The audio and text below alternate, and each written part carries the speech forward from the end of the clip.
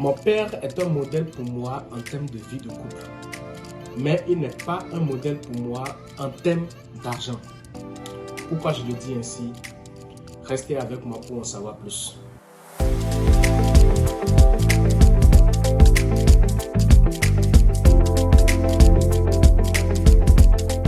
Salut à toi, je suis coach Salim Amoussa et sur cette chaîne, nous parlons de développement personnel. Nous parlons de différentes astuces que tu peux mettre en place pour amener ta vie à un niveau supérieur. Parce que nous croyons qu'il faut savoir avant d'être, être avant de faire et faire pour avoir. Aujourd'hui, nous allons parler de modélisation.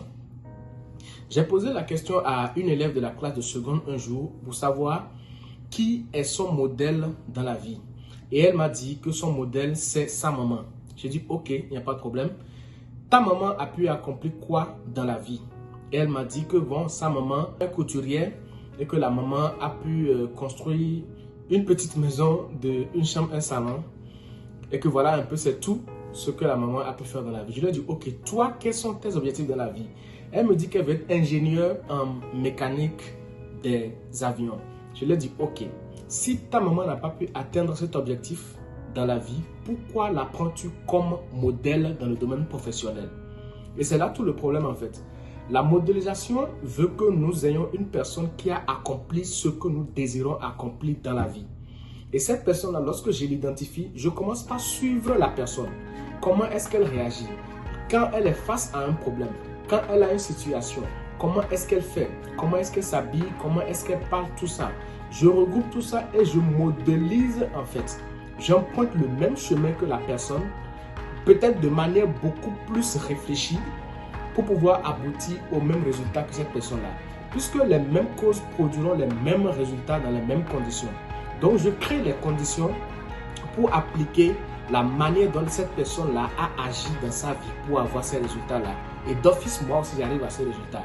Du coup, je ne peux pas prendre ma maman ou mon papa dans tous les domaines de la vie. Je vais prendre un exemple. Moi, j'ai dit que mon papa, je peux le prendre comme modèle en termes de vie de couple.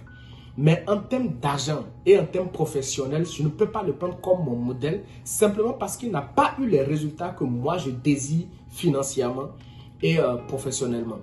Donc, comme il a les résultats que je désire sur le plan vie de couple, je peux prendre ça comme mon modèle et le suivre, voir comment est-ce qu'il a fait, histoire de pouvoir aboutir au même résultat ou même mieux que lui. Mais sur le plan financier, si je dois le suivre, je risque d'avoir le même résultat que lui et ce n'est pas ce résultat que moi je désire. Donc ceci est pour vous dire, nous devons avoir un modèle dans chaque domaine de notre vie. Et ce modèle-là, nous tâchons de reproduire la manière dont cette personne-là a fait pour aboutir à ces résultats.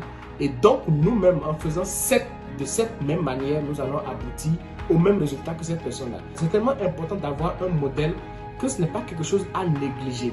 C'est quelque chose à faire avec beaucoup de tact.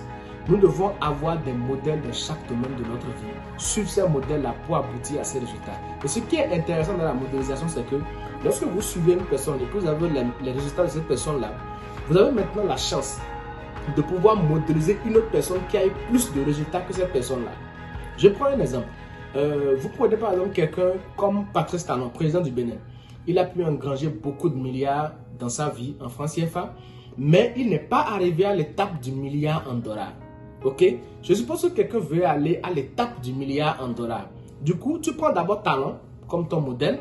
Et dès que tu arrives au niveau du président Talon, tu vas maintenant te fixer peut-être pour objectif d'atteindre quelqu'un comme Dangote.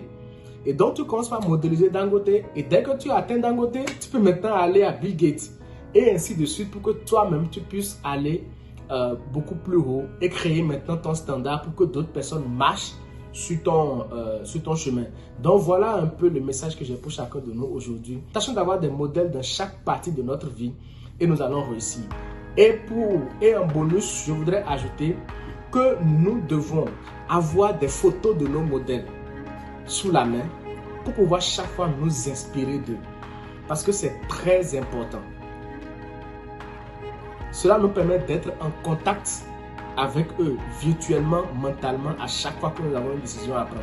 Je connais un monsieur au Nigeria et chaque fois qu'il est troublé, le modèle qu'il a qui le calme, c'est Gandhi.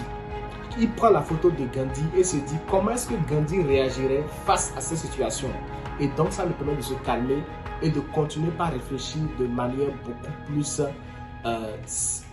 beaucoup plus structurée. Donc, voilà un peu l'avantage de la modélisation dans la vie de chacun de nous. Je sais compter sur chacun de nous pour que nous puissions mettre en application cette information pour le bien de nous tous. Peace.